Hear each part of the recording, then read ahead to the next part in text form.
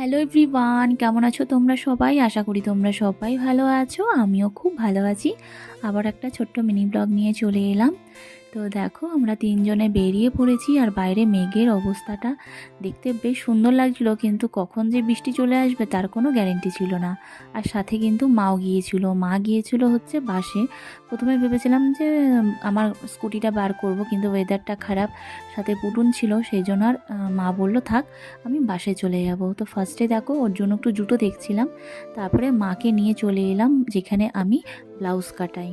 তাহলে এটা ওরকম বানিয়ে দাও, এটা তাহলে অনেক দিন ধরে মা বলছিল যে যেখানে তুই ব্লাউজ কাটাস সেখানে নিয়ে যাস, আমার কটা পিস আছে ব্লাউজে, সেগুলো কাটাতে দেবো। আর নতুন যে শাড়িটা কিনেছে তারও ব্লাউজ বানাতে দিতে হবে। আর আমি যেখানে ব্লাউজ কাটাই মানে বানাই, সেই দাদা কিন্তু খুব সুন্দর ব্লাউজ বানায়।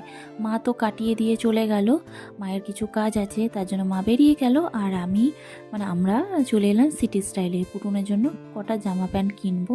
অনেক দিন হয়ে গেল ওর জন্য নতুন জামা প্যান্ট কিনাই হয়নি। টাকা দিয়ে টাকা।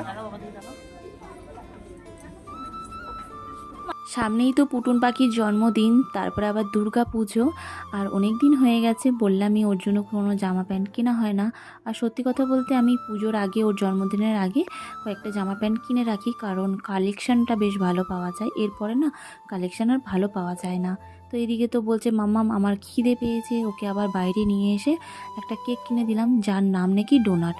তো আমারও খিদে পেয়ে গিয়েছিলো, তাই আমিও একটা কেক খেয়ে নিলাম। তারপরে আমরা আবারও শপিং করতে গিয়েছিলাম। তো সেই ভিডিওটা আমি তোমাদের সাথে পরের ভিডিওতে শেয়ার করব। তো আজকের ভিডিওটা এত অবধি, কেমন লাগলো অবশ্যই জানিও।